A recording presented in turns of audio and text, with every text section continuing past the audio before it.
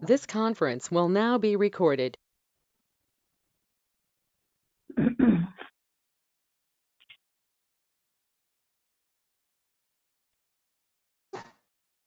Hi, this is Gage Hutchins from Wells Fargo.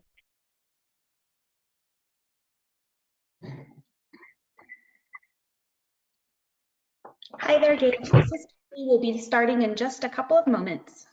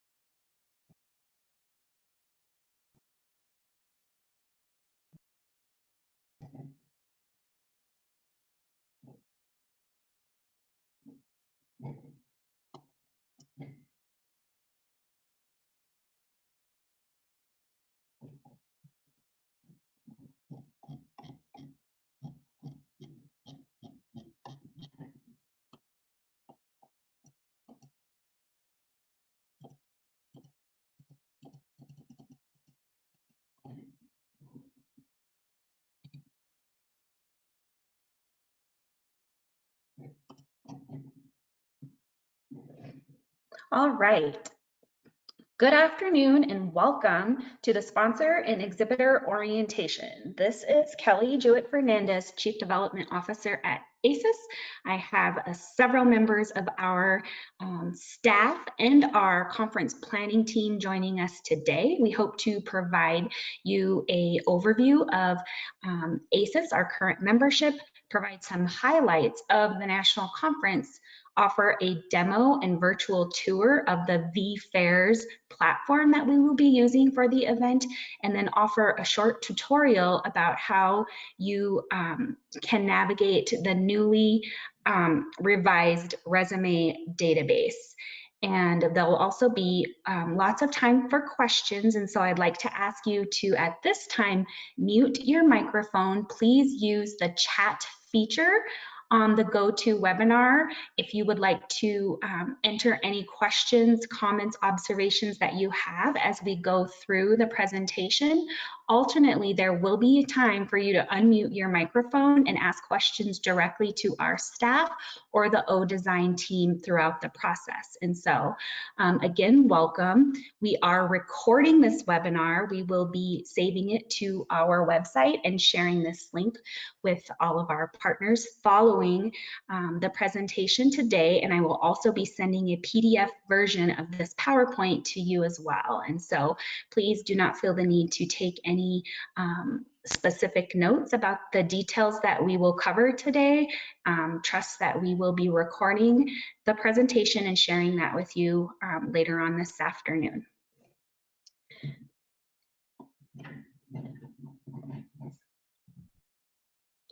I am sharing my screen at this point, so I hope that you can see it, but if not, again, we'll be sharing the PowerPoint with you following the webinar today.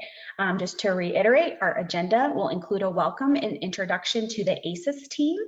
I will provide a quick overview about AISES. Many of you are very familiar with the organization, but I'd like to highlight some of our new programs, initiatives, and offer you some information about the membership at this time. And then we will provide an overview of the national conference, provide some highlights of the upcoming event, and then our O-Design team will provide us a tour and demonstration of the vFairs platform that we are using for our first ever virtual national conference. We'll talk a little bit about how to ensure that you have a good experience as a sponsor exhibitor, and then offer a tour of AISES's Career Hub resume database, and then allow some time for Q&A.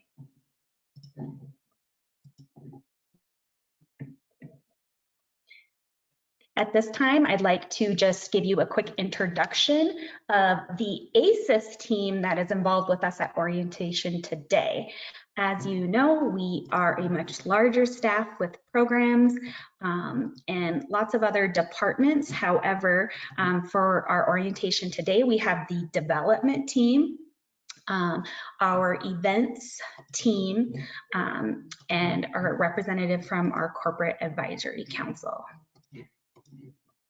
Again, my name is Kelly Jewett Fernandez. I am a citizen of the Cheyenne River Sioux Tribe in central South Dakota. I serve as the Chief Development Officer at AISES, and I have the pleasure of working with many of you throughout the year who partner with AISES to deliver numerous programs and, of course, invest in and participate in the national conference.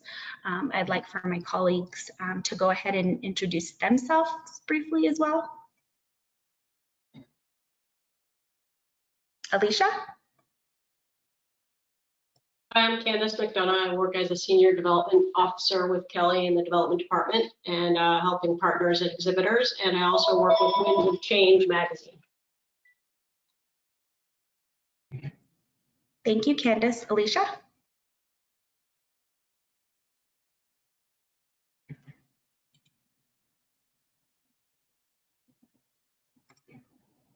Shayna? Good afternoon. I'm Shayna Gutierrez. I'm a member of the Oglala Lakota Nation. I'm the Tribal and Business Development Officer. And for the national conference, I'm the lead for sponsor servicing. I work closely with the O-Design team, specifically for the College and Career Fair, and I help with exhibitor servicing. Bree?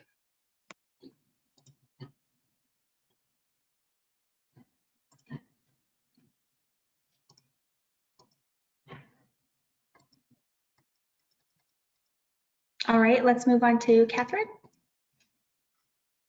Good morning, everybody. Oh, sorry. Good afternoon, everyone. I'm Catherine Cristiano.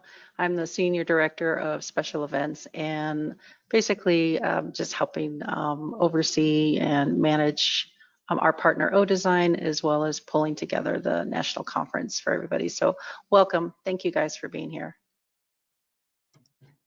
Thank you. Ruben? Hi, everyone. This is Ruben Hernandez. I'm Sichongu Lakota.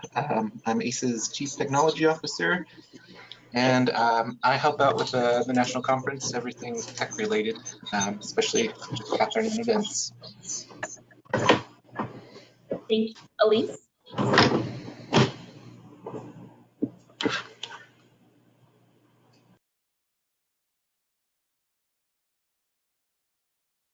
Lawrence? Good afternoon, everyone. I co-chair the Corporate Advisory Council along with Chris Payne from Boeing. I work at Sandia National Laboratories in Albuquerque, New Mexico. Thank you.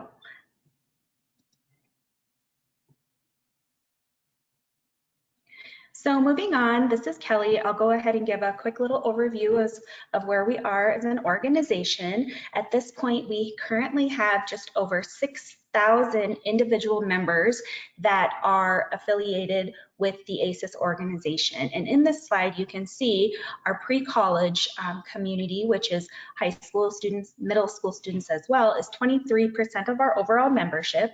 We have just under 3,000 college students at 46% of our membership, 1,720 professionals, 211 retirees, and then we have just under 1,500 Sequoia members, which are our lifetime members of the organization. Also, as you can see, our overall membership is broken down to 57% female, 43% male. We have increased our participation just in 2020, and we now have 220 pre-college affiliates, 195 college chapters, 19 professional chapters, and 3 tribal chapters. And if you're interested in learning more about where our chapters are located or getting in touch with any of our student representatives at those chapters or the advisors, you may visit the AISES website for the chapter directory, and you're welcome to do that at any time. Our organization is really focused on 3 areas: student success, career support, and workforce development. Within each of those focus areas, we have a number of stakeholders, which include students, parents, educators, K through 12 and college and graduate students, professionals that are in their early, mid, and late careers, as well as retirees. And then in the workforce development sector, we have many partners that represent our K through 12 schools, colleges, universities, corporations, federal agencies, tribes, foundations, and nonprofits, just to name a few.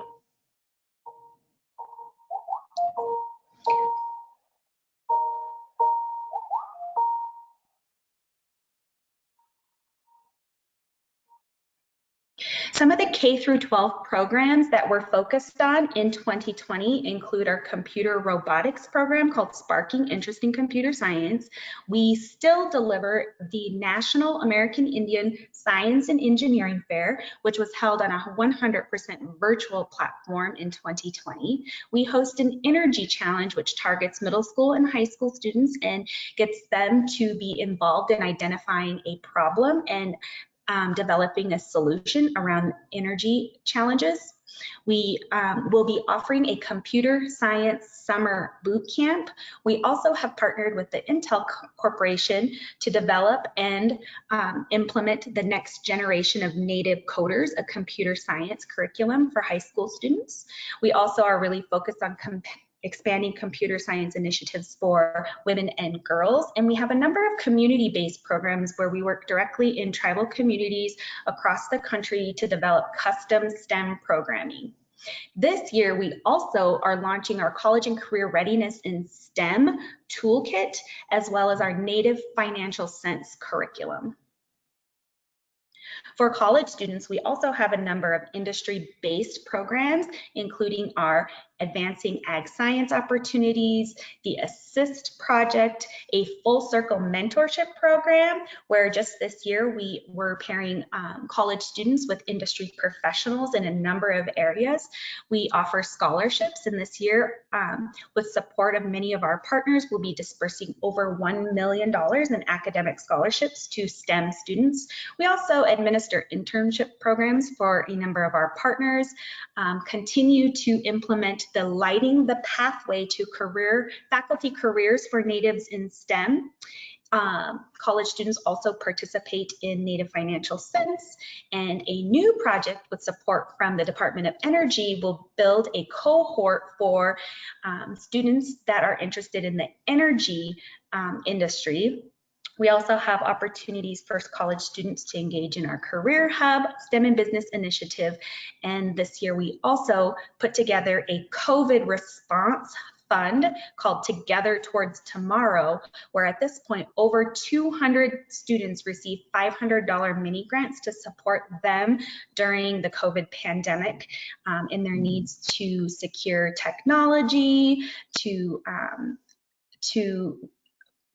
support any income lost because of the pandemic, and any other emergency needs that they may have had.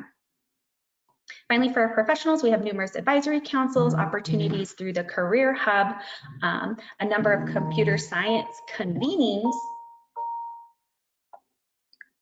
our Full Circle Mentorship Program, Professional Awards Program, and many other cohort programs.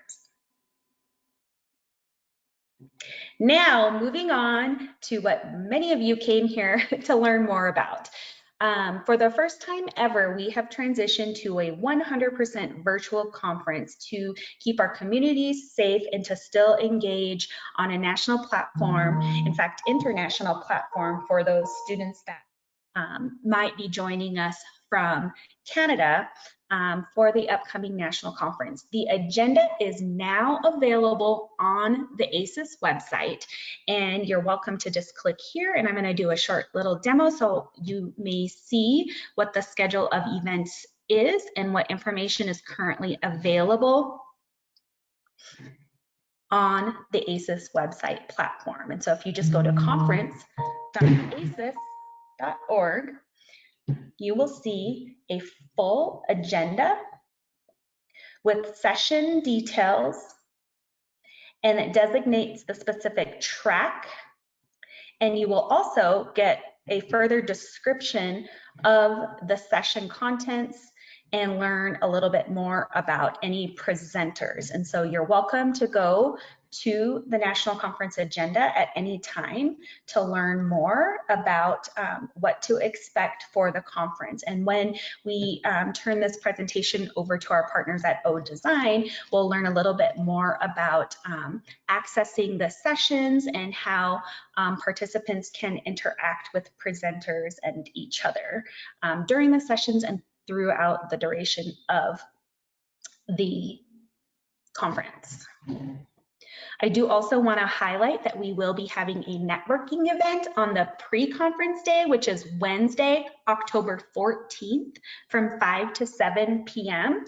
And we do have a number of partners who are hosting individual hospitality networking suites. But in addition, AISES is coordinating the following suites in the categories listed here, which include Armed Forces and Intelligence, Health and Medical Sciences, Energy, Tech, Telecom, and Casino Gaming, Academia and Research, Natural Resources, Food and Agriculture, Transportation, Manufacturing, and Consumer Goods. And so, as a sponsor or exhibitor, we welcome you to come and participate in these networking events. If you've been to our national conference in prior years, you know that it's a very casual opportunity for students and professionals to engage with each other, as well as with industry representatives to just learn a little bit more about your companies and organizations, as well as just connect in a more informal environment. And so there will be an option for you to connect with folks during this networking event,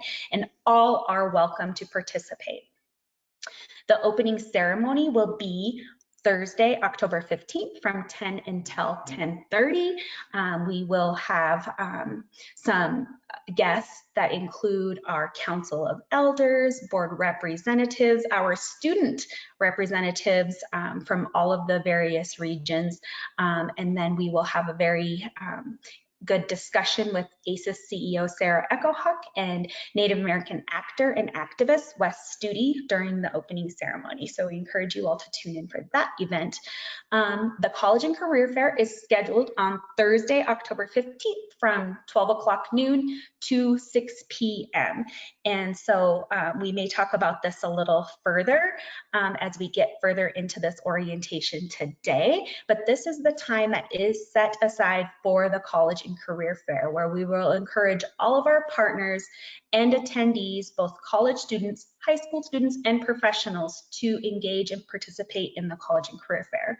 Because of the way that the platform is set up, your booths will remain available and accessible for the duration of the conference. And so as you finalize setting up your booth, please know that even on days following Thursday, that students can go and look at the information and the links that you are sharing within your virtual booth.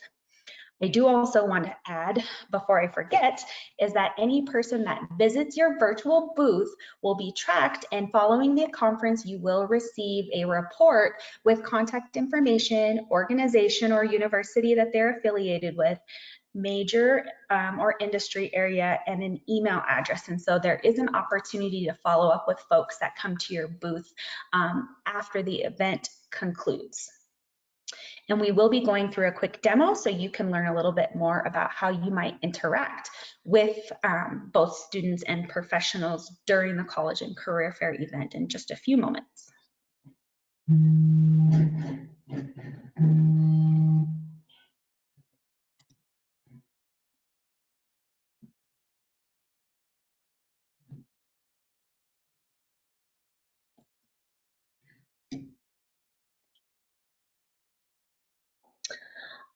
All right, some other updates I'd like to share is that back to the agenda, we will be delivering sessions for all tracks, which include high school, college, professional, educator, health and medical sciences, STEM and business, computer science, ag science, and research.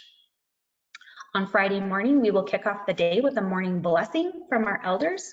On Saturday, rather than a Sequoia breakfast, we will have a Sequoia acknowledgement ceremony. Sarah Echohawk, our CEO, will deliver a State of AISES address, and all of our conference attendees are welcome to come and learn about our current priorities, learn a little bit more about our strategic plan, and hear directly from AISES CEO.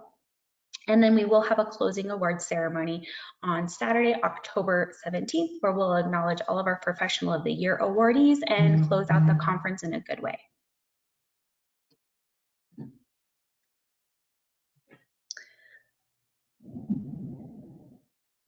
I would like to share that the College and Career Fair booths, and this is just one of multiple reminders you'll receive today, must be set up and final by this Friday, September 25th.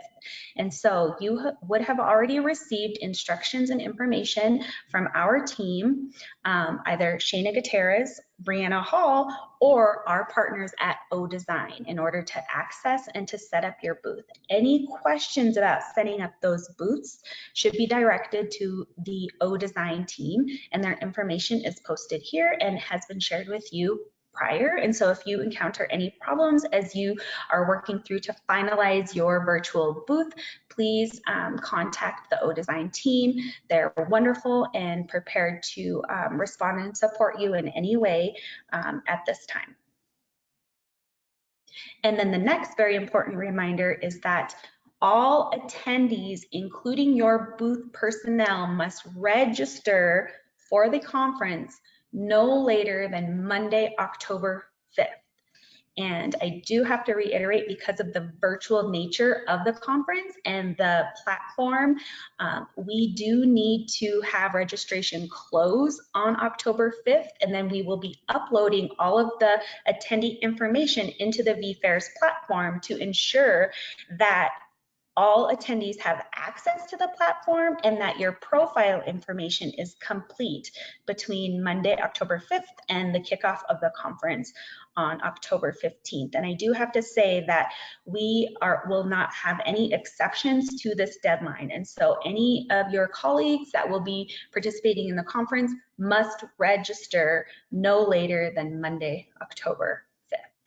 And so now I am going to give you just a quick little sneak peek of the virtual conference lobby and what's gonna look like when you log in. And then while you view this, I'm gonna scroll through and transition this presentation over to my colleagues at O-Design, and so they can share their screen and offer a tour of the platform.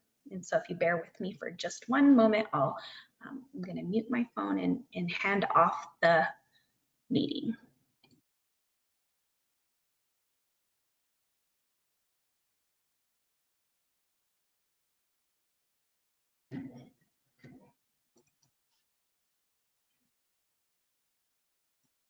All right, Abby or Hannah, which of you would like the reins for this section?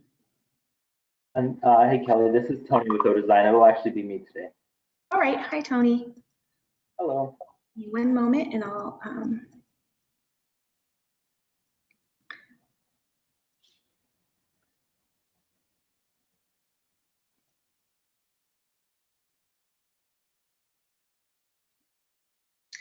I will make you presenter. Perfect, thank you. All right, here we go. So, perfect. You should be seeing the screen with the virtual platform.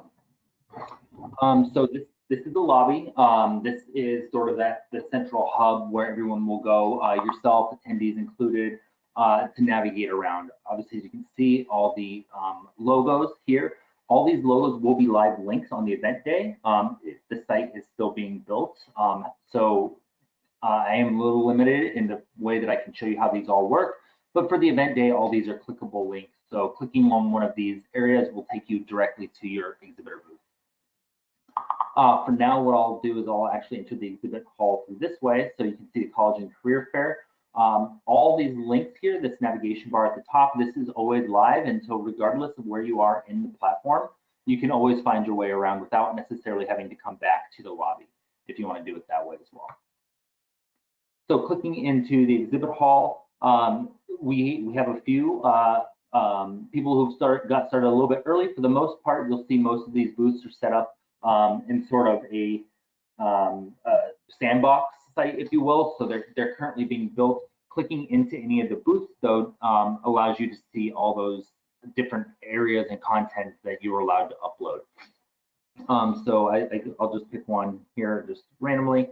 So as you can see, clicking into the booth, just like a live booth at an event, all these things can be hyperlinked out. So if you want these to go to a website, you know, any sort of information page back in your website, if you'd like to do social media links, you know, really anything that can be hyperlinked out.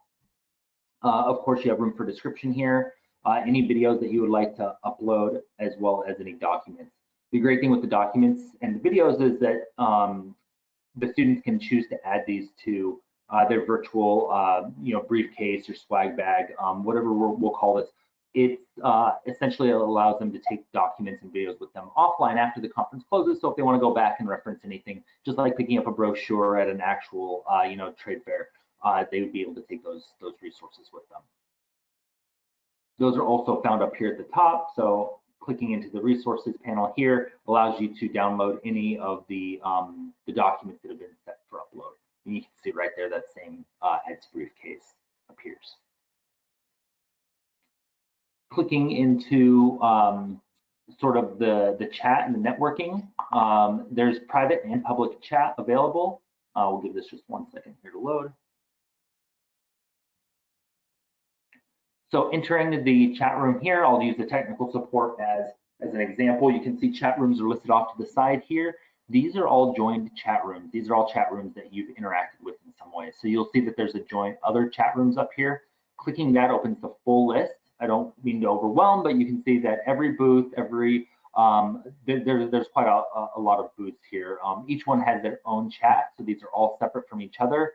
And an easy way to navigate, there's a search feature right at the top there. So it makes it easy for yourself or your attendees to find the booth. In here, again, this is a public chat. So for instance, this is the tech support. This is a public chat here. You'll notice off to the right-hand side, there's an online users and booth rep portion here. This is going to show everyone that's in the booth, all users online that are in this specific booth. And then it's also going to show any booth reps that are live inside this booth here. So both for yourself and for the attendees, they know exactly who's in that booth, who's answering questions. You can see here my name, AISES admin. For your booth reps, you'll notice this on the setup link when you access that and start actually building out your booth. We always recommend putting something in there that lets people know who you are other than your name. So, you know, your booth rep and your name, or, you know, booth support and your name, something that identifies that you're not just a regular attendee when you're answering these questions. You'll also see here too, I can't demo this exactly because I don't have anyone else online right now, but you'll see that when you hover over somebody's name, it opens up a chat now. So this is a private one-to-one chat. So if I wanted to talk with anyone online right now, I can hover over their name, click on chat now, and it opens up a separate screen. It looks very similar to this. However, it would have their name instead of tech support here. And then this would then be a private chat with just that person. There's also going to be a small video icon here. It looks like a camera, just like your standard webcam looking camera here. That'll allow you to do a one-to-one private video call with that person as well. That doesn't require a Zoom account or anything like that. It's built into the platform, and it exists totally within the platform. So you don't need to supply any additional, you know, like video conferencing service or anything like that. It is the private one-to-one call though. So if you would like to have small group discussions or anything like that, we'd suggest providing a Zoom account or something similar. We'll jump back to the lobby here. So you'll also be able to access, aside from the exhibit hall, poster halls, the auditorium, and then the help desk. So again, these aren't clickable, but we'll go through the navigation bar at the top here. Clicking into the auditorium here, you'll notice a play icon here. So this is going to open up all the different sessions. So this just, as Kelly just showed you with the different schedules and agendas, this is also here. And you can see that there's a live countdown here counting down to each session. So very simply is a great way to find your way around. And when this countdown is over, this will actually turn to a join button, an orange join button, and that's going to let you know that this session is live. And then you can see, obviously, as things are broken up by day and by time. There's also the agenda here. Clicking on these sometimes will open up these drop-down menus. So you can see by clicking the agenda, we have your speaker bios, survey, and then post-conference survey as well. We'll go into the posters.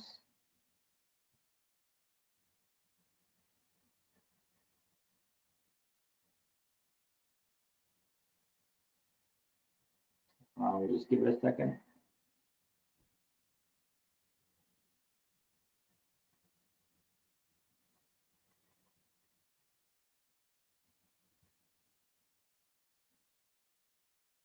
Okay, here we go.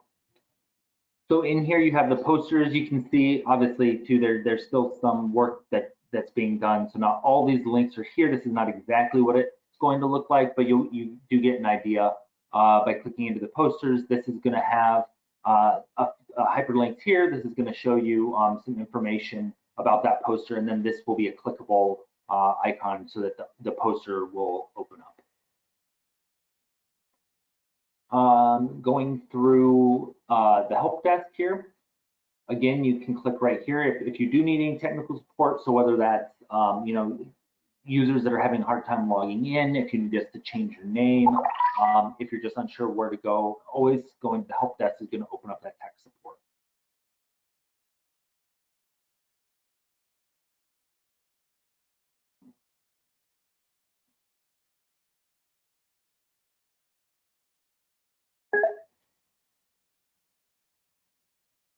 And again here under the tech support here.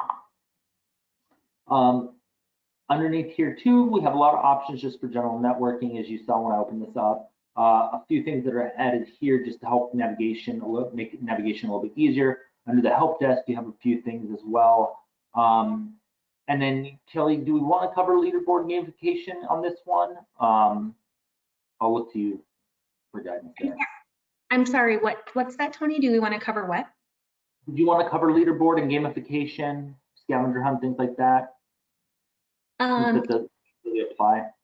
Yeah, and I think Catherine is also kind of hoping that we could just get a really quick kind of overview of that if you're able to. Yeah, of course. Yeah, not a problem at all. Let me see if this part has been built yet. This is our priority right now, so this may not actually open up. Okay, so this is an overview of the leaderboard. So the leaderboard, what this does is it assigns essentially a point system to navigating around the conference. What that's meant to do is drive engagement. It's made to get people excited, get them moving around the conference and discovering things. This is not the exact one, but it's very similar to what it will actually look like. So you'll notice here, viewing a keynote, attending a session, visiting a booth, attending a booth chat. All these different things have point systems assigned to them. This left portion of the screen here, it looks blank now, but what this does is it fills up with those names of those people as they get on the leaderboard. So those will start to populate once people get in here and start clicking around and kind of accruing those points.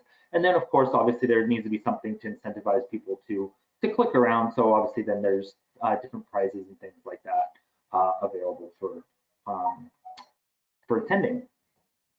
There's also Scavenger Hunt, which is being built right now. So unfortunately, I can't demo that. Very similar to the gamification. What Scavenger Hunt does, excuse me, is it's exactly what it sounds like. So around the virtual conference here, we'll be hiding small icons in different places that will be clickable. And by clicking those and finding all the different little icons around the platform, you get entered to win additional prizes outside of the leaderboard. And then that's really a quick overview. I want to kind of pause for questions. I know there's a lot of people on the call, probably even more questions. So I'd like to spend the majority of time doing that and covering things more in depth as people need.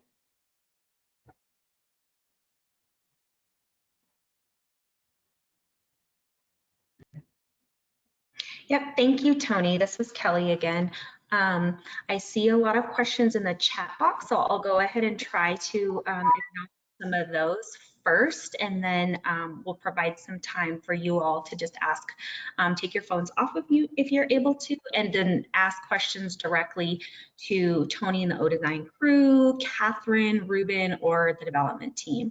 And so I know that there's a lot of questions just regarding the booth setup and options, and then in addition to the number of folks that can be registered on the platform. And I do just want to reiterate that we have sent specs to the O-Design team based on the different levels of sponsoring. And so if you don't see an option for an additional template, then the template will allow a number of links, PDF documents, or other ways to customize your booth. And so those have already been established and they are already in the system.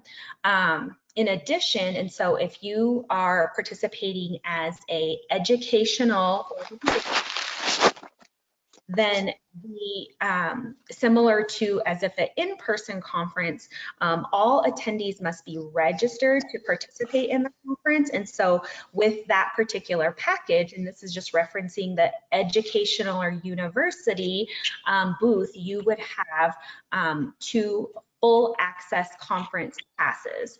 And so that's what your booth is set up to put 2 individuals to provide information to students. And so I just wanted students or professionals. And so I wanted to share that. And then let's move on to some of the other questions. Yeah, I see a lot of them regarding the booth setup process. I can go over that real quickly here. I've created this test booth. So this is essentially what your setup process is going to look like. If you haven't started already, clicking that link is going to bring you to a page like this. It's a 6-step process.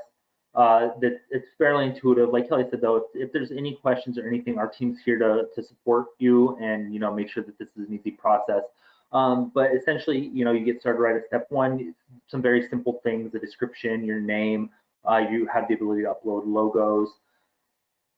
Clicking through step 2, this is where you would select that template if it's available. As Kelly said, obviously these have been tiered out for different levels, so this won't look the same for everyone, but essentially you'll cycle through the different layouts if they've been assigned to you, and then you'll select use this layout when you've selected the one that you want.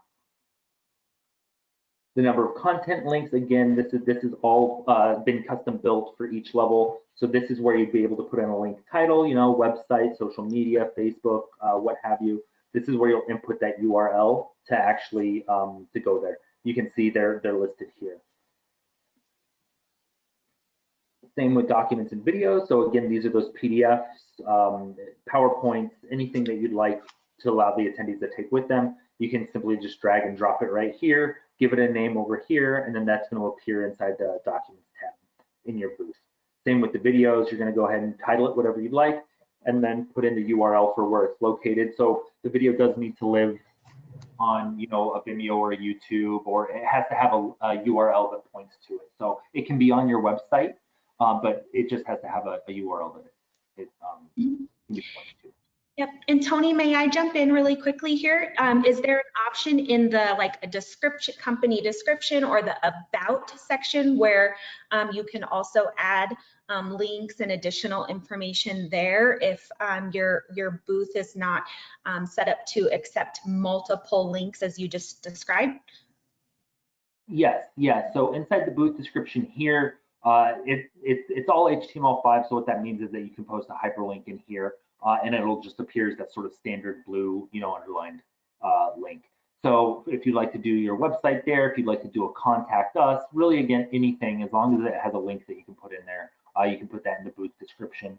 One of the other things that I did gloss over here, let's just open up this one.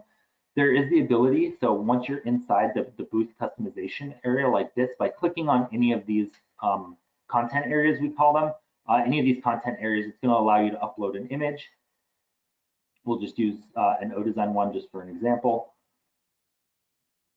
You have the ability to scale these out too. So if you have a graphics team or marketing team or something like that, they can create the content for these fields, and then you can scale it as needed. We'll just do this for demonstration. Within this link, I can go ahead and add a URL. So if I wanted to point that to a video, I could do that, and then clicking save. When somebody scrolls over my image here, their mouse will change, just like you're seeing mine do. It will change, and then they'll click, and that could take them to a video outside. That would open up in a new tab, whereas any videos that are uploaded to your booth open up in an iframe, so that the attendee doesn't actually have to leave the platform. Any links in here, though, will open up in a new tab. The important thing here too, I'll touch on this. We get a lot of questions about this. These pixel dimensions here, these are the pixel dimensions of the actual image when it's shown. We get a lot of clients that design in these dimensions. My recommendation is to design in the same proportion. So for instance, if this was 100 by 200, create this, in 400 by 800, and then scale it inside the platform. I hope that didn't confuse anyone. I hope it made sense. We're always happy to answer questions. But what that's going to do is it's going to make it much more clear, and you'll be able to see a lot more of this text a lot better than actually designing it in these dimensions. Okay. I'll get back, kind of finish off the booth setup part. So this is the booth rep portion. This is where, yes, you'll be able to set up your users here, first name, last name. You'll input their email and then create a password for them. This password by default is always just 12345. If you change this password, however, we don't have any way to access this, so there is some potential there if you misplace a password or something like that. My recommendation is to leave it the same, 12345, because the platform is still going to use your email as a unique identifier, and that just lessens the potential for somebody to forget their password. But of course, you can always change it. And then these are your sort of your availability to chat options. This is not a requirement, but if you do have certain times for your booth representatives and you want to list them out and list out these times, the one thing with this is that there isn't any way to break it up by day. So if you have them at different times throughout different days, it does get a little bit confusing. So I'd recommend keeping standard hours to the booth reps if you do decide to put in hours here. Other than that, once you're done with everything, you'll click Review Finalize. If I had uploaded anything, this would turn into a small mock-up of what my booth would look like. But then you basically just can hit Submit the Booth, and that comes to us. We can make sure that everything looks good, that there's no broken links or images or anything like that. And then your booth setup process is done. I saw a couple of questions in the chat as well, wanting to go back and discuss the one-on-one and private chat features. So each of the booths, let me go to a booth real quickly. Each of the booths has a chat functionality attached to it automatically. You don't have to add a chat feature or click anything. It's just turned on automatically.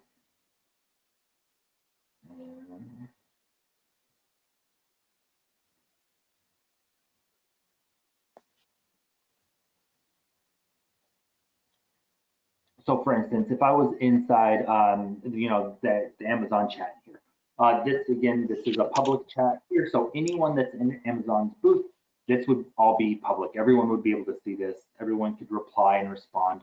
And then over on the online users portion, this is where I would be able to interact one-on-one with somebody. So if I saw, Kelly's in my chat room here, I could hover over her name, click on chat now, and what that's going to do is open up a different dialog box. I just can't show that, unfortunately, because no one else is online right now.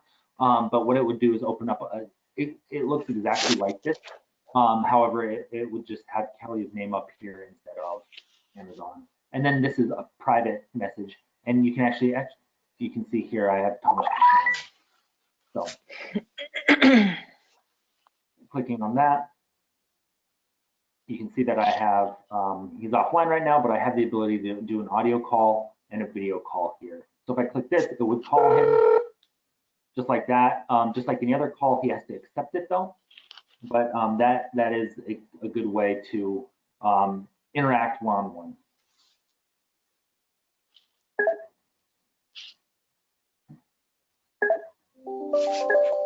And then just going a little further there, you can also see their profile here. So if this is a student or this is somebody that you would like to interact with a little bit more, you can view their profile. You can download this profile. It's going to download it as an Excel document. So if there are students or anyone really that you would like to, have this information, save it for later. If you'd like to contact them after the fact, you can do that through here as well.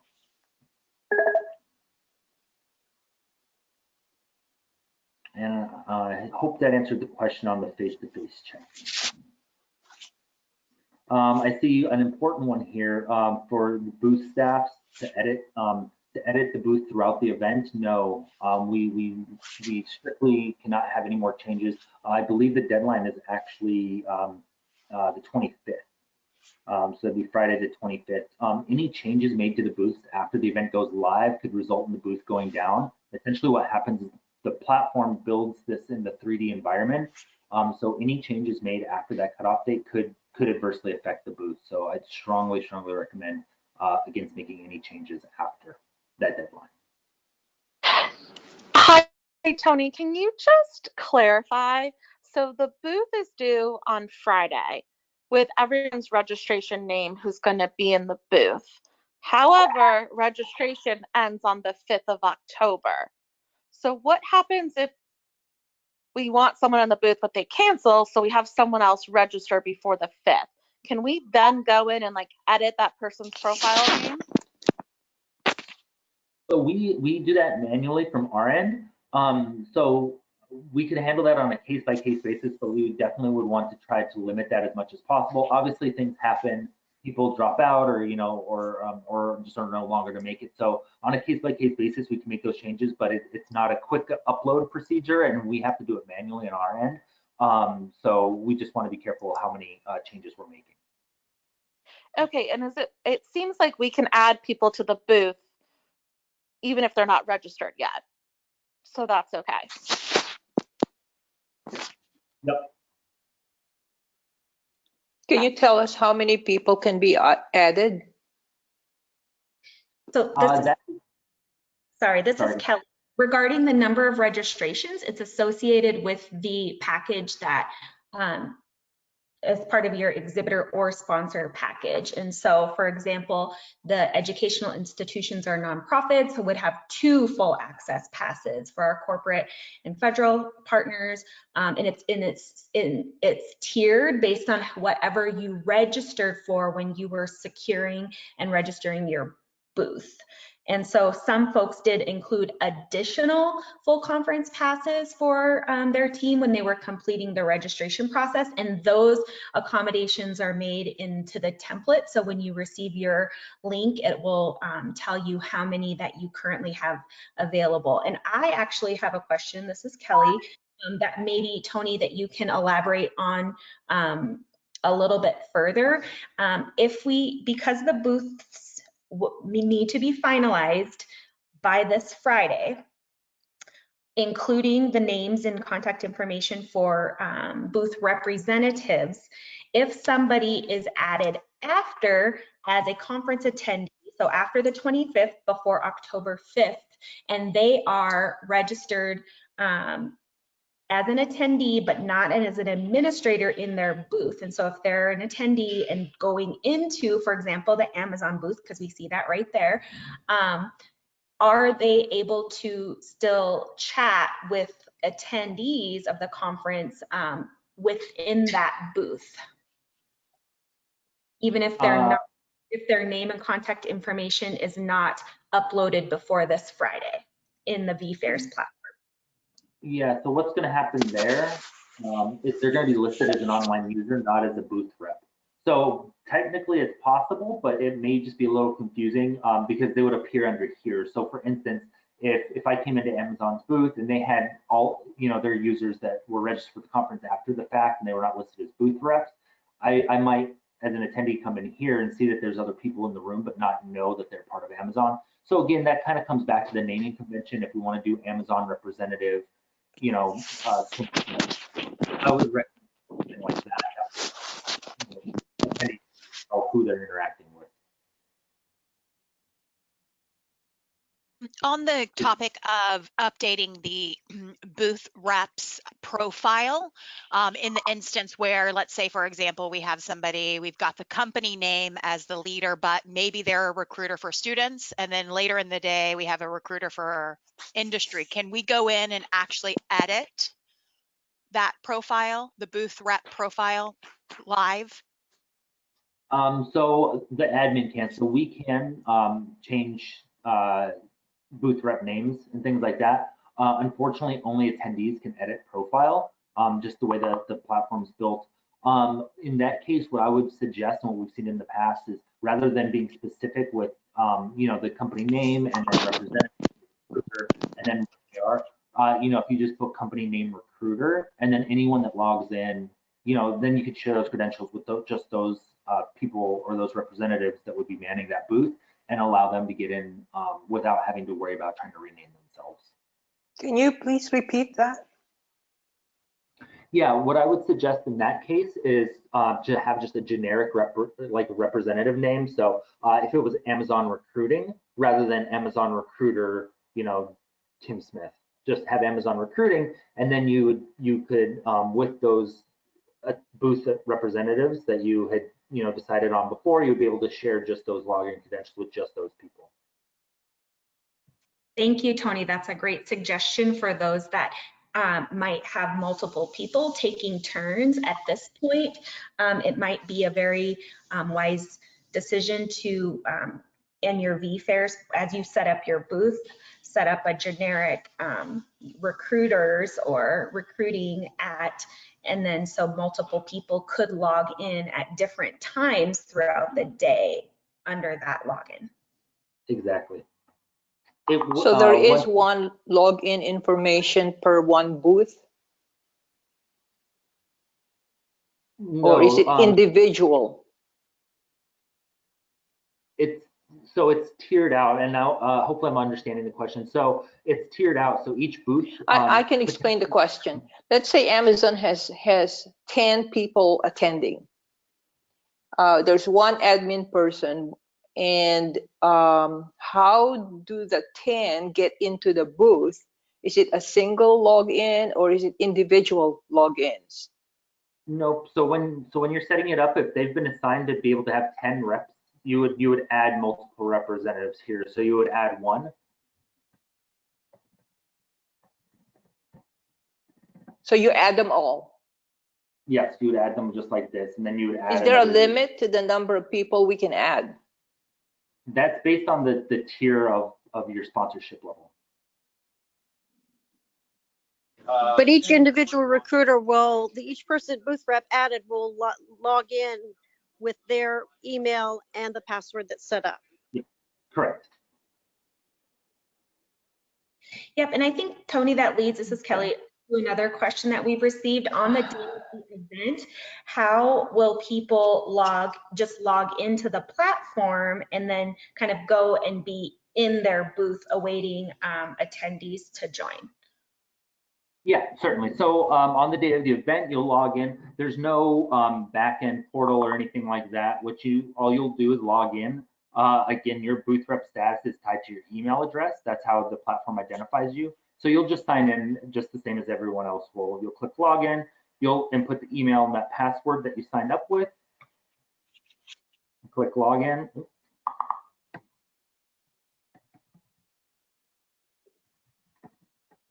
And will you send that URL out? Yes. Yep. AISES.vfairs.com. And then from there,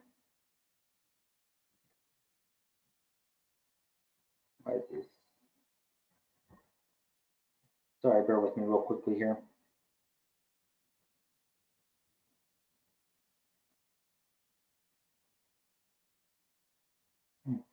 Okay, not sure what just happened right there.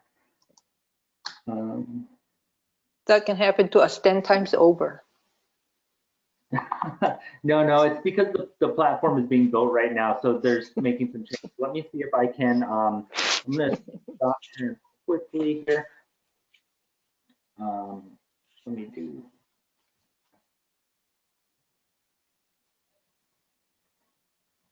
So when we log in, are we at the lobby? Yep. So just like you're Okay. seeing here, I All apologize, right. this is the exact event. We're, like I said, we're building it, so something may have just happened there. But as you can see here, what happens is you log in, you're brought immediately to the lobby. Okay.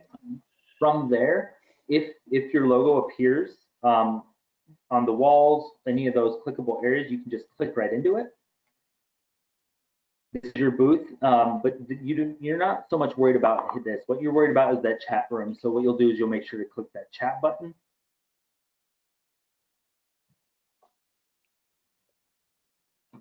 Okay. And then this is more of the booth, if you will. So this is where you're actually interacting with everyone. This is where you'll be chatting. This is where you'll get that one-to-one messaging going. And then as you can see, you appear up here as a booth rep online. So that's how attendees will know that you're present. So in the previous page, you hit the tab that says chat. Mm-hmm. How do we put all these other ones here? LinkedIn, let's say we have 3 or 4 of those. How do we do that? So that's built on the setup. So once you click this link, this starts that 6-step setup process. So it's number 3 here, content links. Clicking that, you can see it's got a little image here. So this is where you would put that. So you would put LinkedIn. Okay. Facebook. And chat will always be there. So at minimum, so if we're allowed 2, there will be like 3 tabs. You can add more here. So again, this is based on the tier of the sponsorship. So some I think have 2, some have up to 4, some have even more than that. So once you click add another link, the program will let you know if you can't add any more links. At this point in time, we cannot purchase any more links. No. Kelly, yeah. Yep, no, we're not able to add any additional links. Okay. However, in the About Us section, there is a description text box so that you can go ahead and put a description of your organization, any specific opportunities, and then drive people, and then put any additional information in this booth description. Is there a limit on the number of characters? No, not here, but it does turn into a scroll feature. So for instance, you can see here how much space there is. What happens is that it'll turn into a scroll if you have too many characters. So just in the interest of making sure people see your links, I always suggest putting things at the very front. That way you don't risk them getting fallen off the bottom.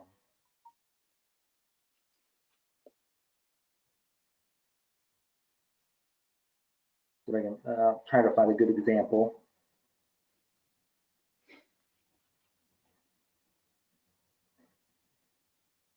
There's one. So you can see here it turns into a scroll. So okay. by putting links in here, so there's no character limit, as you can see. I mean, you can have quite a bit. Okay. But I would suggest putting those links at the top. That way you know that people will see them. So in a physical exhibit hall, in a physical booth, we have lots of materials on the tables. And are we still allowed to distribute those materials? Or are we limited to 2 if that's what we have? So that goes into the document section here. Again, it is tiered out. So you do have the ability, though, to upload those PDFs. And then that's where the attendees can click here to add, and they can download this and email it to themselves. So they can visit your booth, they can grab the materials, and then they can So I understand that, but why are booths limited? I didn't even realize when we signed up that we're limited to uploading only 2 documents. Yep. So this is Kelly, and over the past 4 to 6, over the last 6 weeks or so, we started sending out the links for setting up the booths with the information and access to this particular platform.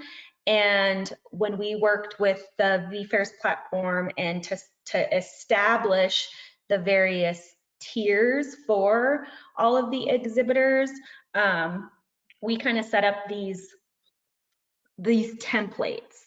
The AISES team did so.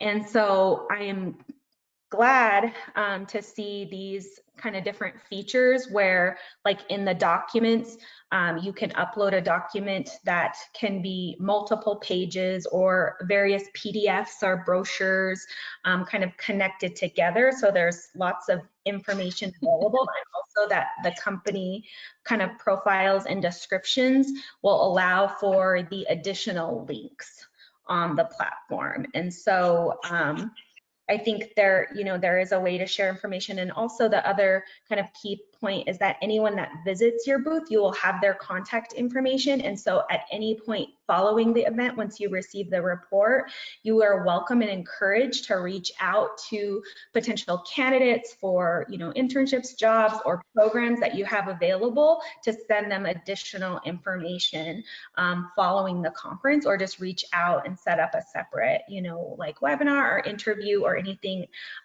beyond the conference dates. And so I apologize for any, restrictions that you feel that you have, and if there's any way we can help kind of accommodate that you can provide multiple materials in your booth, the staff at AISES as well as the O-Design team can help kind of, help support that as best that we can to ensure that, you can get multiple, documents and flyers and resources to the students as possible.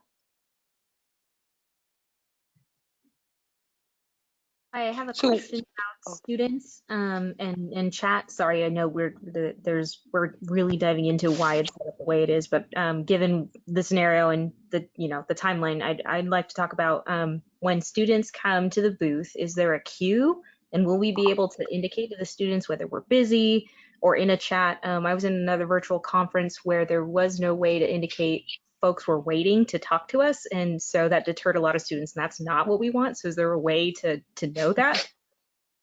So yes, kind of. So once you're inside the chat right here, what you'll see is the online users here. Now, if somebody sent a message, there is a date timestamp you can see right here, but you won't necessarily get a queue of like an ordered list of who asked the question first.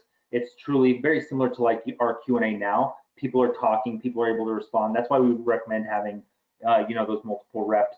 One thing that you can do, obviously, though, you can see here, you can click reply. So then I'm replying directly to that message. And then again, because you can see because attendees are able to see how many booth representatives are online here, it's somewhat intuitive to know that when they go in and there's nobody in that booth, they know not necessarily to expect an answer right away. But that brings me to one good point that I failed to mention earlier. So there is a sticky note feature. We call it notifications. All booth reps, all booth rep admins for your individual booth, you'll notice there's a pencil icon up here. Clicking the pencil icon lets you add an announcement. So you could put, no booth rep available from 2P to 5P or something. So this will always stick at the top up here. So even if you do end up scrolling, your chat room is really interactive. There's a lot of people talking. This is always stuck up at the top here. And then you can change this on the fly anytime you'd like. And it's an instantaneous change. So you can update this in real time. So if a booth rep does need to leave for whatever reason or anything like that, or change the time or the hours that they're available, you can do it right at the top there. And it's the very first thing people see when they come in. I had a quick question. I was on a recent VFairs fair, and in that one, attendees were able to schedule time with specific reps based on the scheduled hours that were added when you set up your booth and you're adding your individual reps. Is that something that will happen with this? Because I had kind of not set up those times for people, and then people were scheduling times with reps when they weren't actually there. So what I'll say to with that is that it's a global change. So we enable it for everyone, or we can enable it for no one. And then that going a little further with that is, like you just mentioned, at least in our past, O-Design's past, having done dozens of events with VFairs, it's a nice feature, but there's still some work to be done on it to make it more intuitive and make it function. With that, because it's a global change, if, like you just said, somebody doesn't set times, but another booth does set times, it's very difficult for the attendee to know when they can schedule and when not, and for booth reps to know. We've honestly, it is a possibility, but we have found personally that it does cause more issues really than it solves. Yeah, I totally agree. But so I guess my question is it enabled for this fair, or are attendees not able to set specific times with specific reps? Is that turned off? We do not have it enabled. Yeah, it's off right now. Sweet. That's good. Thank you. Yeah, of course. So Tony, in the chat room, does it allow only one attendee at a time? No, there can be, the entire conference could be in your chat room at once. There's so no let's say limit. 2 students tried to enter a booth, and they can, both of them at the same time, enter the chat room? Yep, yeah, exactly. So they would both appear under online users here. There would be 2 names. They would be able to both chat through here. Again, this is a public chat right here. Yeah. So they would be able to type, they would see each other's responses. Then as a booth rep, if you wanted to interact with one of them individually, clicking on their name, hovering over their name opens up this chat now, and then that's just an individual chat to that one attendee. It's private between you and them. Okay, thank you. So does that mean when somebody comes into the chat room, they're not going to a specific, they're not assigned to a specific person, they're just sitting there, and it's up to the recruiters in the booth to see that person and somebody to select them? Is that how it works? Correct. Yep. Yep, and then it also will allow for any, one designated person to continuously, send links or chat information within that room, because everybody who's in the room or at your booth can view that information outside of a one-on-one individual conversation. Hey, Kelly, before we end, I know we have a lot of chat questions. I just want to make sure we have time at the end to go over the group sessions. And I know they're pre-recorded, but the chat functionality of that, when people are watching it live of our pre-recorded sessions. So I just wanted to ask to put that on your radar. Okay, yep, absolutely. And please continue to send any questions that you have in the chat, and our team will be capturing, and then we'll get this information, just the video recording of the webinar, as well as the PowerPoint out to you quickly. And then we'll try to compile the questions as best we can and provide just like a FAQ or a response document that we can send out to. And we'll try to work on that just in the next 24 hours or so to be a little more helpful. And because we are kind of limited on time, and so so the question, Tony, that just came was just regarding the sessions. And so when the session is being viewed, what does the chat feature look like? How might attendees ask questions of the presenters during that session? Yeah, definitely. And then just to be real clear here, because I'm watching the chat as well, and it seems we have a lot of questions asking to see an attendee view. To be very clear, this is exactly what an attendee would see. So this isn't like an admin login or anything like that. I have a few more features enabled that I can turn on and off, but what you're seeing is what the attendee would have seen. Let me go ahead and open up one of these real quickly. So for a pre-recorded session that has chat enabled, you'll see it over here off to the side. So what this is yes, this is a pre-recorded video. We schedule it so it looks to an attendee that it's going live at a certain time, but it's been pre-recorded. We know that, however, they don't. And then over here, this is again public chat right here. So they're able to ask questions just like we're doing right now on this call. You're typing in a question via chat. That's exactly the same thing that would happen over here, except instead of me being live and interacting with you right now, this would have just been pre-recorded, but the attendee would have no, they would have no idea that it had been. And then this function is exactly the same. The only thing that's a little different here is that this is all public. There's no private Q&A, excuse me, no private Q&A or anything like that. The private messaging is only inside the chat. So this would always be a public chat.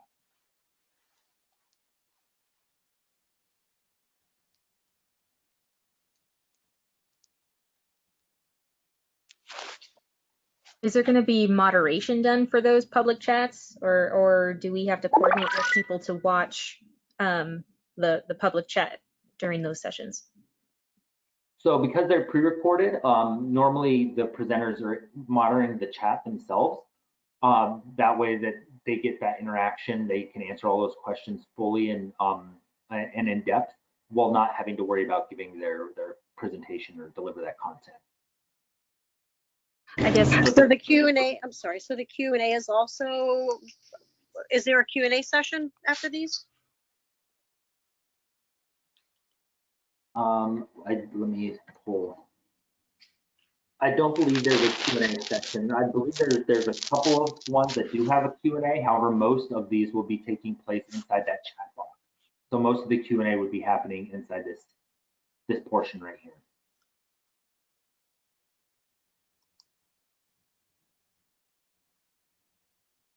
Hi, everyone. This is Catherine Cristiano with AISES. And regarding the presenters, it is important that every presenter be available during the time that their session is being aired, and that they will be able to answer, just like Tony and the rest of the AISES staff are answering questions right now with the chat in this particular webinar. You will be doing the same thing during your session. So as your session is being aired and played, you can be responding to questions as it's happening. And there will be an email that's going to be going out by the end of this month regarding what you can expect as a presenter and the expectations as a presenter. And since all of you here are actually exhibitors, you will have already registered for the conference. So every presenter, if you have other colleagues that aren't using the exhibitor registration, they should be registering as an attendee in order, or as a presenter, in order to be able to engage in that chat feature during the session. Thanks.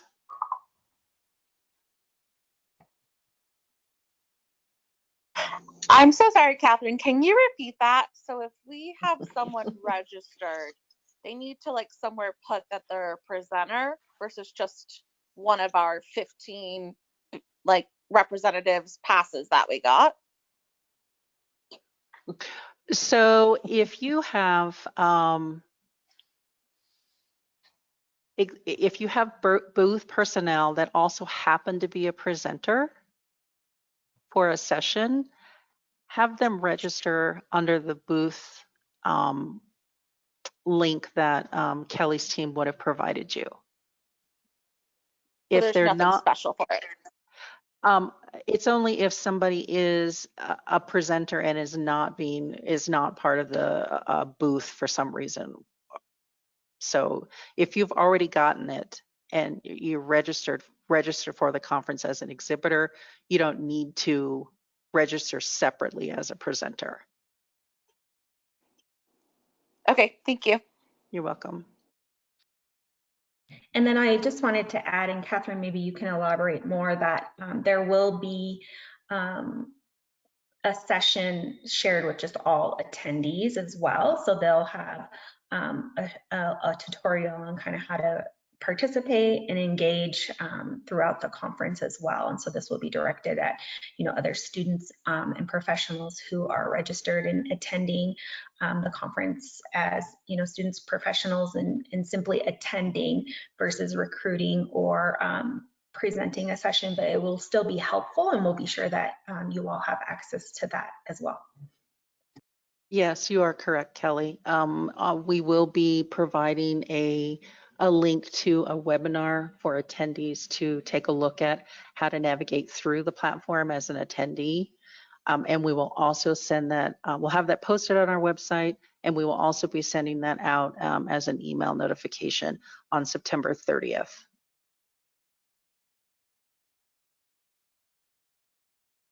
Kelly, are we included in the college fair already, or do we have to register for that?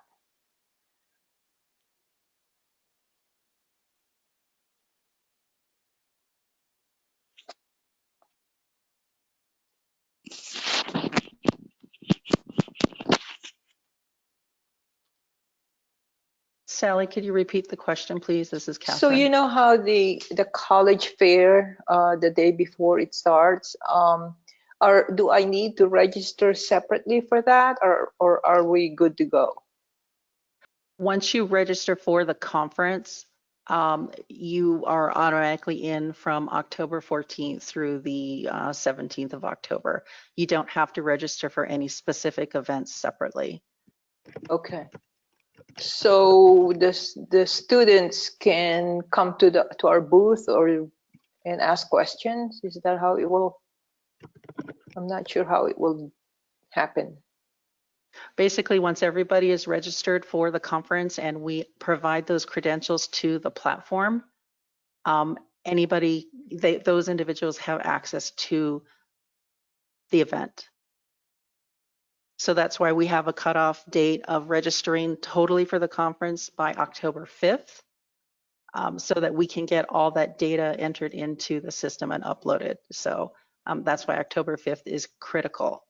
That if you plan to participate in the conference, whether you're an exhibitor, presenter, a student, etc., you must be registered.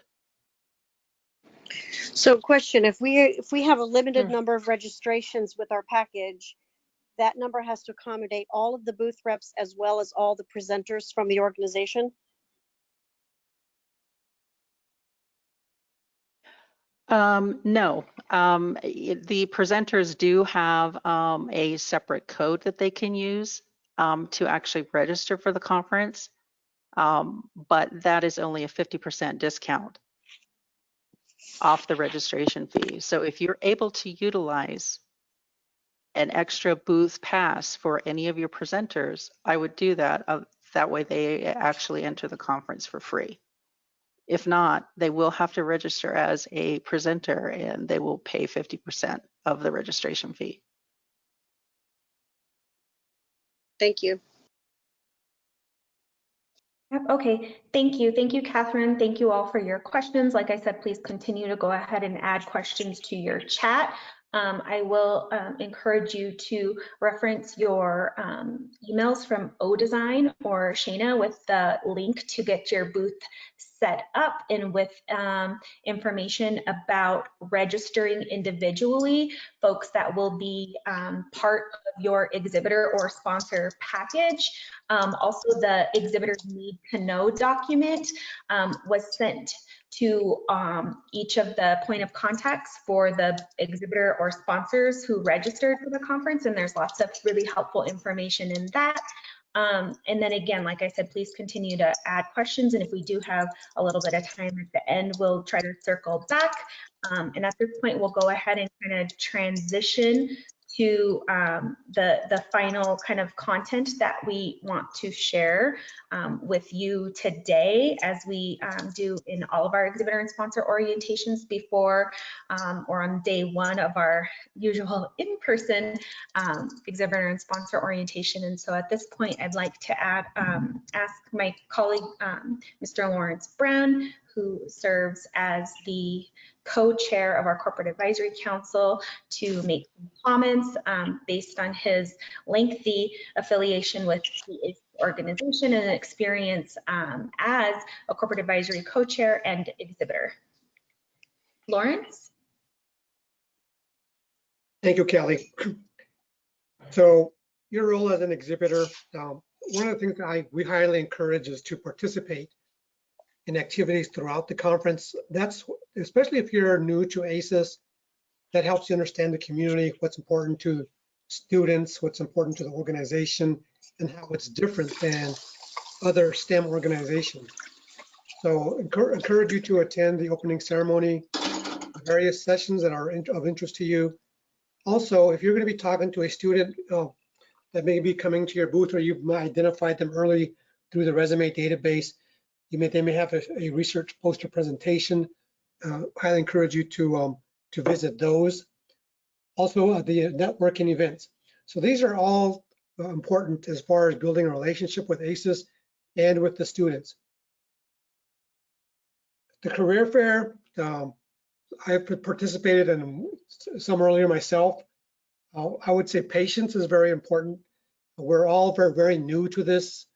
virtual environment, virtual career fair. So highly encourage patience as we get through this, and that the engagement as far as representing the professional world, being engaged and utilizing the resources and the tools that are available to you to maximize your success with the conference and the career fair. Also for the career fair, one of the things that I understand is different for this one is that oftentimes for the live conferences, a limited number of AISES chapter students may be raising money to attend the conference for travel. Due to this being a virtual, some of them have obtained sponsorships where the whole chapter may be attending the virtual career fair. And so that means that it might be much more diverse than in the past as far as the type of students that join AISES. It could be from business fields, various other fields other than typical STEM fields, could be arts. So that's something to understand, that this has probably a broader student diversity attending this virtual career fair. The career fair is also an opportunity to encourage the students and mentoring opportunities. You'll be getting visitors from the past if you attended their live conferences in the past. That's what I mean about building the relationship with AISES and the students at the career fair. As students oftentimes come back, and encouraging them. Typically, they may show up from a high school. It's important to understand that the STEM area, for those of you that are in the diversity recruitment areas, you understand that the understanding with the targeting the American Indian populations, Alaska Native populations. There's also could be some First Nation citizens that are going to be attending, but there's limited opportunities across the country to attend career fairs where these students will be part of the career fair. So it's an opportunity to encourage students. A lot of them are first generation students to college, kind of representing their families. So it's important to encourage the students and to provide mentoring on students, especially as far as when you talk about what your company has to offer, your university, your agency. It's important to guide the students in understanding not just where they're at, but where they could be in the future, especially like 1 to 2 years down the road, as they're coming in as high school students or freshmen. Kind of paint a picture for them, kind of the path that they may take. But that's something that's very important to encouraging the students, providing that mentoring opportunity. And the success with AISES is also building a relationship. I've said this in the past. I've been doing the exhibit orientations. AISES is about relationships, building a relationship with the organization and with the students, and interacting with the students and developing connections with the students. That's going to be very important, and maintaining that connection. So that's one of the things that's unique and different about AISES, is that type of connection, is that type of activity interaction. Benefits to your organization, as I kind of alluded to earlier, the one-stop shopping, access to top quality students that are from indigenous communities. I don't know of any other venue that you can go to one location to talk to indigenous students that are in the STEM field, and all the way from high school students to PhDs to postdocs to professionals, all in the same career fair. So this is something that's it's going to take your success is going to be determined by how much you engage yourself and how hard you work to utilize the tools that are available to you to be successful during this conference. Opportunities for corporate branding. Some of you are at the conference for the first time. It's important that to sustain continuity with AISES, as the corporate branding takes time, as the students get to know your organization and what type of, other than a job, what does the corporation or the agency or academic environment provide for them? What's the community like where they're going to be working? What's the community like going to be where they're going to be living? The other thing, so that's one of the things that's very important, is as far as corporate branding. And it's an opportunity to make a difference. Like I said, a lot of them, this is their first, it could be a first generation student, getting the first chance to get an internship or a job, helping their families. AISES was about family. The students are very much about family.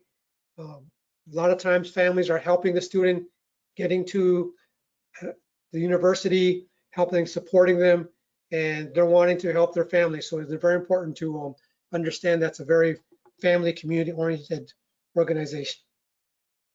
Thank you, Lawrence. And I just want to add too, and just by your participation and investment in this conference, it truly, truly does make an impact on allowing us to not only put on this event where we're connecting students and professionals with opportunities at academic institutions for fellowship, internship, and obviously career. And it also helps us throughout the year to deliver all those programs that I mentioned early on in our session today that really help us advance the mission to increase representation of our Indigenous communities and people in STEM studies and careers. And so by participating in this conference, you really are making an impact to our Indigenous communities.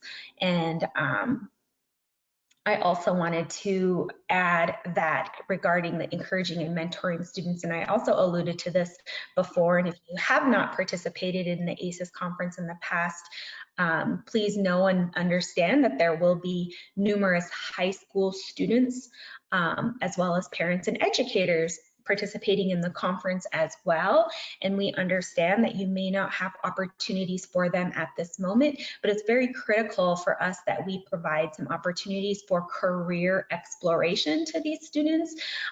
So when a high school student might come to your booth, please do take the time to, talk to them about what your company does, what types of opportunities are there for those students, and even encourage them to consider an academic path in a certain field so that they may be qualified for a position within your company, and really, indulge them when they come and ask questions about what a specific career opportunity or what a job looks like within your company, because like Lawrence said, it's really about building relationships and connecting with students early on so that when they do start looking for internships and transition into the workforce, they, remember, because they'll remember the conversations and the impact and the information that they gathered by participating in the AISES conference. And again, we're doing our very best to try to duplicate as best possible, an in-person conference experience through this virtual platform. And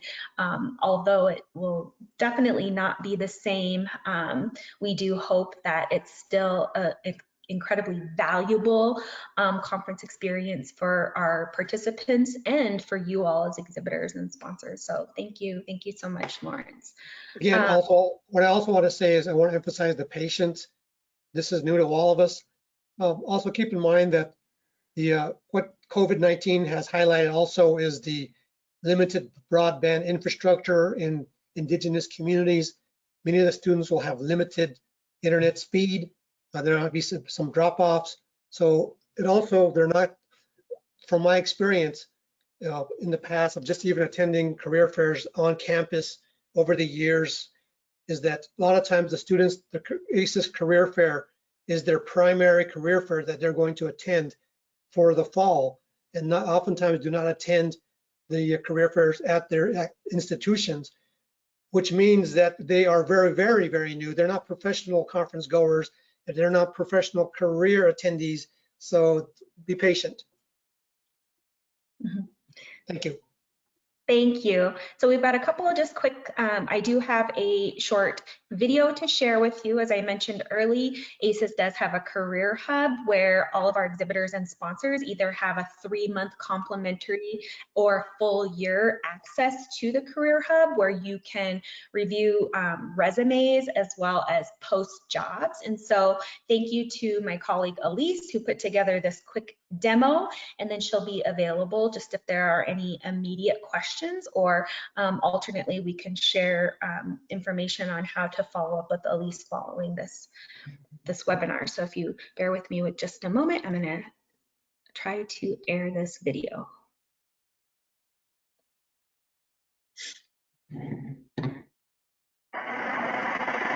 Hello, and welcome to the AISES Resume Database. It can be found at resumes.aises.org. You will have received login information, and if you have not, please contact Shana Gutierrez at this address. Let's sign in.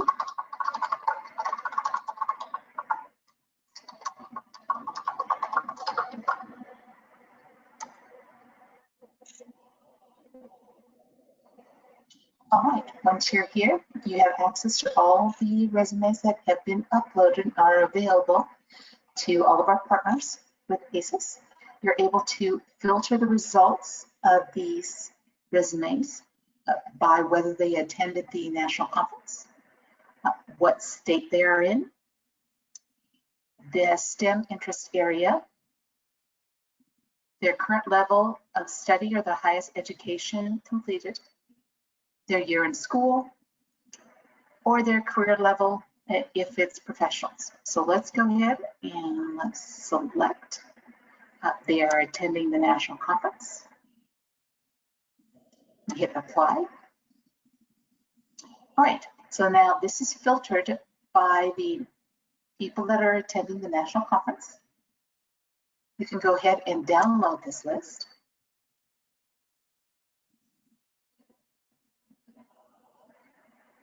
Okay, I'm going to open that up.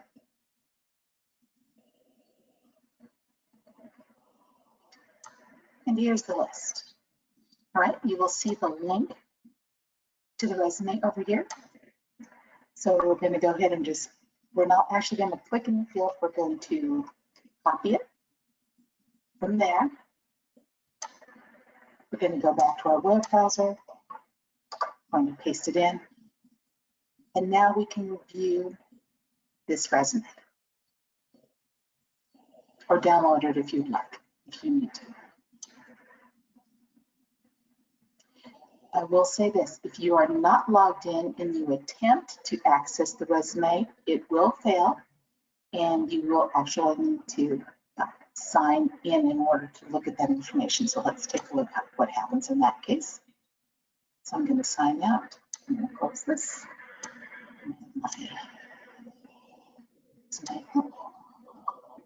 And copy the link. And now I'm not logged in. I want to look at this resume. And I'm going to get this access denied. So in that case, I need to log in.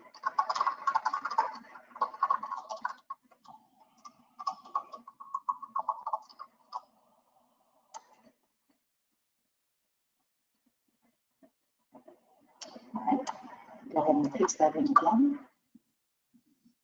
And now we can see the resume. All right, let's go back to our login screen. And here you will see when you are logged in, you have access to resume database instructions. Click on that, then read this. You need further assistance. And for your information, new resumes will continue to be uploaded until the registration cutoff date for the National Conference of October 5th, 2020. Attendees are given the option of doing a resume review with a professional member. They can upload their resume revisions until October 8th. Resumes will be finalized by October 12th. Up until October 12th, they will see new resumes and changes to current resumes. On the virtual platform within the attendee's profile, there will be a link to their resume if they provide one during conference registration. These are the same resumes that will be available in the resume database. Thank you so much. Enjoy the conference.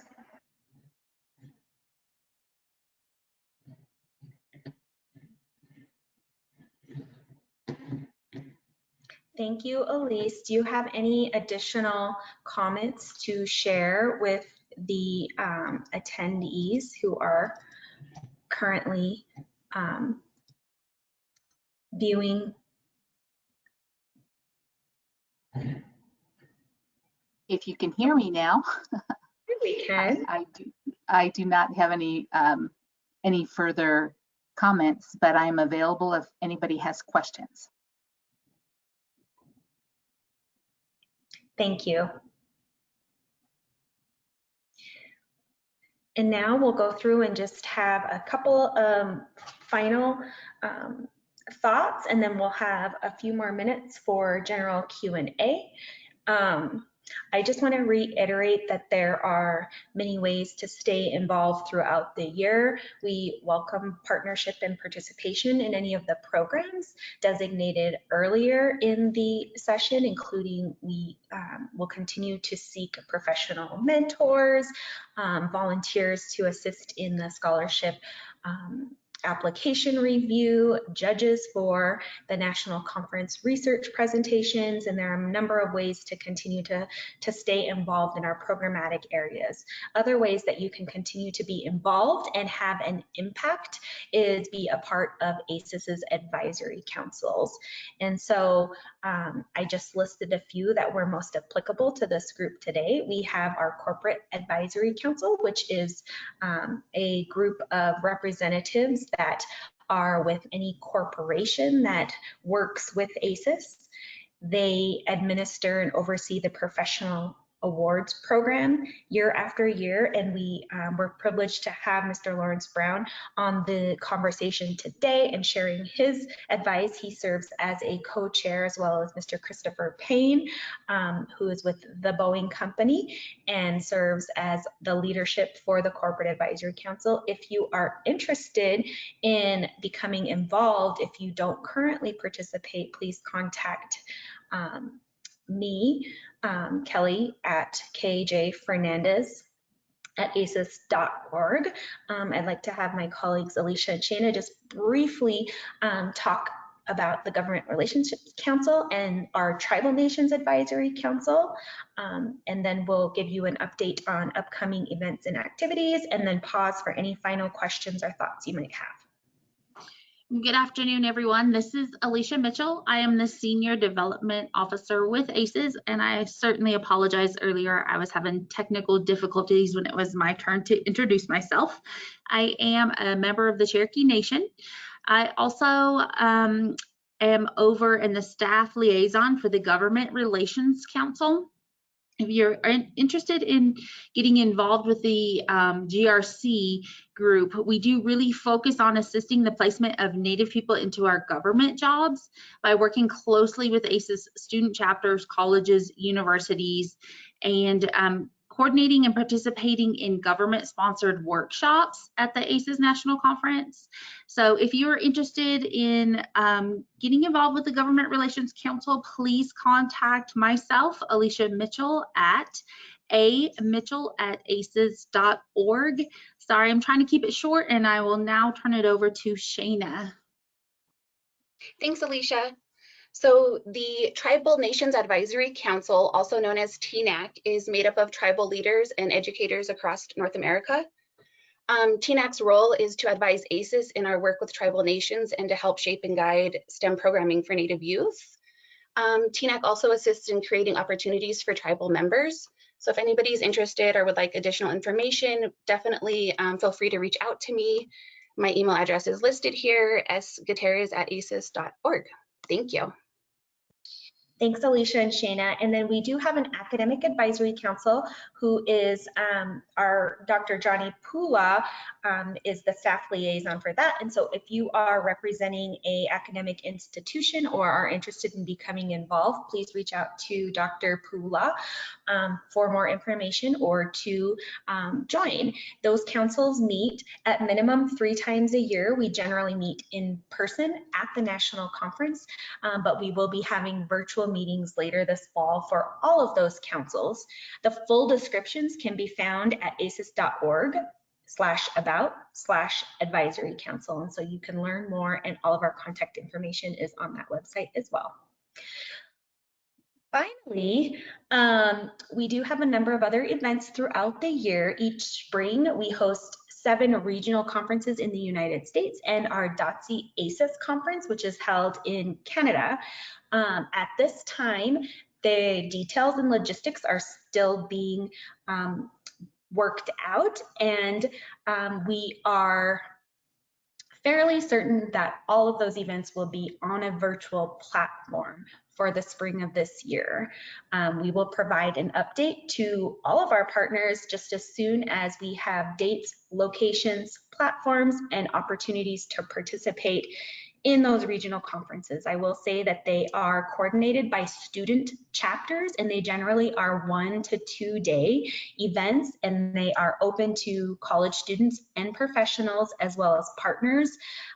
There's generally an opportunity for mini career fairs, sessions, and really, again, building connections between and with the AISES audience. And so please stay tuned to our website on the news and events tab for any updates on those. And then we will certainly share information about the regional conferences just as soon as they are available.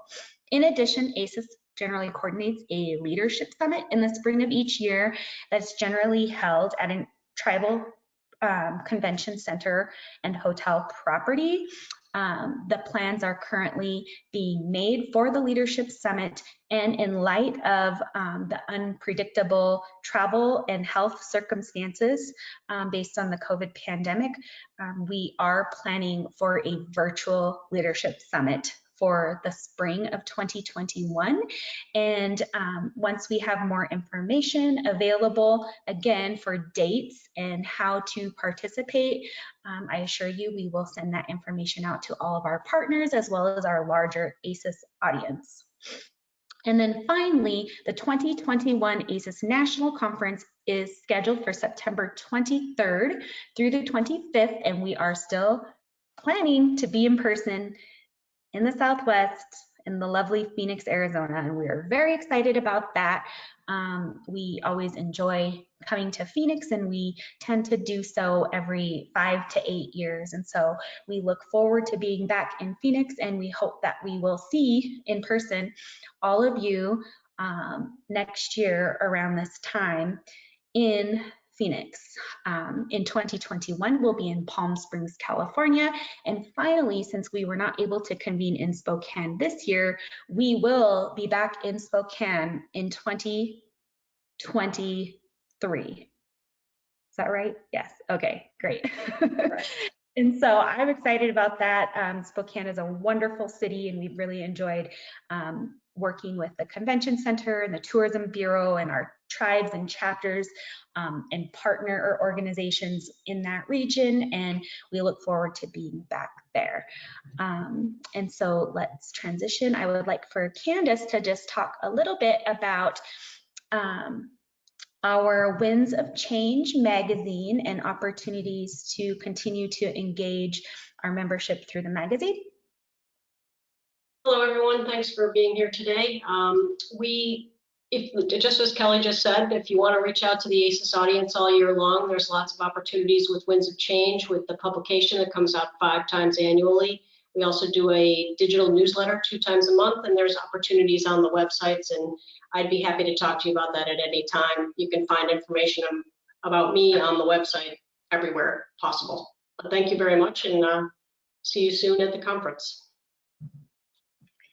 Thank you, Candace. And I would like to, at this time, I believe that's my last slide, and we're going to transition, and we will have, it looks like probably 5 to 10 minutes to take any kind of lingering questions. And I believe that the O-Design team is still with us, as well as our AISES staff. But before we do that, I wanted to touch base with Catherine and Ruben to see if there were any other very important information that we may have omitted from the presentation thus far.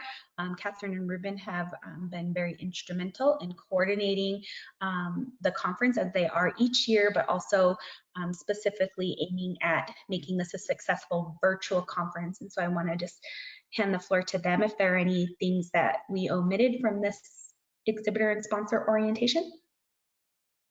Thanks, Kelly. It's Catherine. No, I think it's covered, everything's covered really well, and we're really excited about launching this, and we look forward to everyone be there. Certainly start asking questions, and we can help you out for the next few minutes. And like Kelly said, she'll be sending out a summary of questions with answers as well. This is Ruben. I agree. I think you covered everything, but I'll also stand by for questions.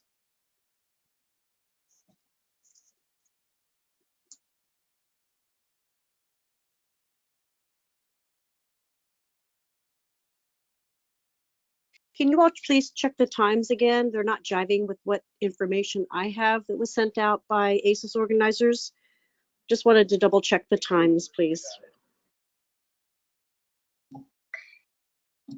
Yes, let me go ahead and transition. I'm going to transition. Catherine, if you want to address this, and I'll just Sure. to the agenda. Sure. Basically, everything on our agenda is Mountain Time. And I do know we were brought to our attention yesterday that there was a discrepancy on the Exhibitor website, on the Exhibitor page versus the agenda page. That has been corrected. In this particular instance, the College and Career Fair is from 12 to 6 Mountain Time. And then all the other times, as you'll see as Kelly's scrolling through there, everything is Mountain Time.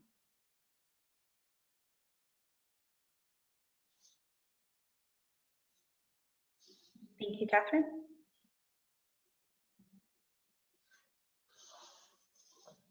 Any other questions for the AISES staff or for O-Design?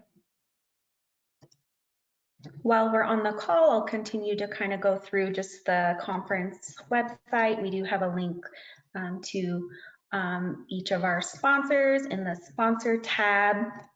We have all of our exhibitors listed, and we will be sending out communications to our network and those who have registered with a listing. And so you can see these are listed here in alphabetical order for all of the organizations that are will be recruiting at the College and Career Fair this year. And I did see a question that came up on the screen about searching. And so when students log into the College and Career Fair, there will be an opportunity to scroll and to search for the company when you enter the virtual College and Career Fair. And then alternately, students will go ahead and just scroll from right to left or vice versa through the exhibitor booths. And so we have approximately 160 total exhibitors for the virtual conference this year. But to just see a listing of all of those that are planning to participate, you can do so by looking now at the conference website, and then when the site goes live, a listing. And we will also be using push notifications for the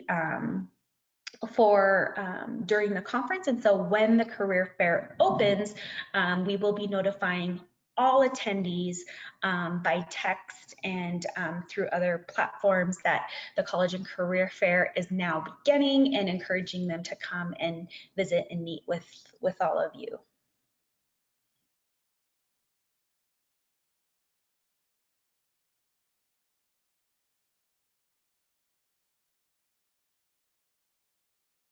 Regarding registration, I believe we're right around 1,000 that are currently registered, with just under 2 weeks to, or 1 week, 2 weeks to complete registrations. Yep, we still have about 2 weeks. And so once we close registration on the 5th, I'm happy to provide an update. We're still planning for a similar participation as we have in years past, which range, between 1,800 and 2,300 attendees.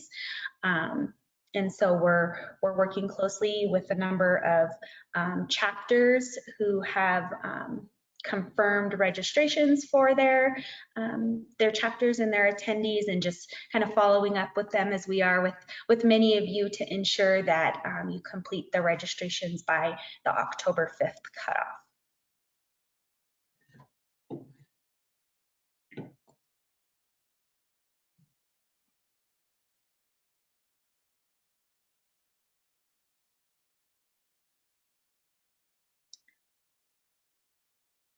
DOTC AISES. I have a question about DOTC AISES.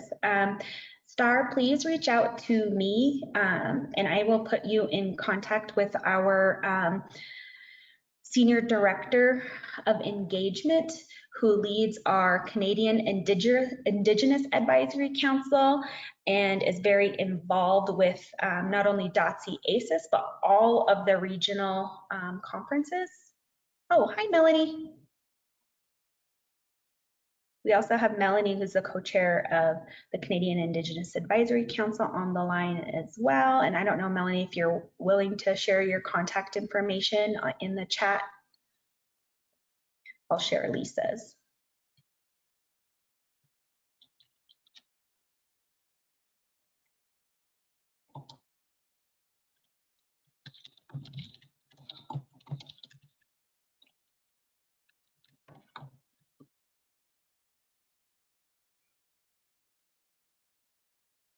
All right. Well, on behalf of the entire AISES team, I just want to say thank you. Thank you so much for being here. We will be sharing the slides as well as the recording from this webinar, and we will turn those around and get them back to you just as soon as possible. And we will be trying to compile all of the questions into one document that you can reference. Again, I encourage you to review the exhibitor need to know and to also reach out to the O-Design team at virtualteam3@odesignpc.com. And I believe Abby and others have provided that email address in the right-hand side of the chat. They are on standby to support you in any way that they can to ensure that we get all of the booths registered. We understand that the deadlines are rapidly approaching, and to be quite honest, it even makes us a little nervous because we have not kind of been in this situation before. During a live event, an in-person event, we generally have a little more flexibility, but we are very excited and pleased with this platform, and we look forward to a wonderful event, and we're here to help and support you in any way that we can leading up to it.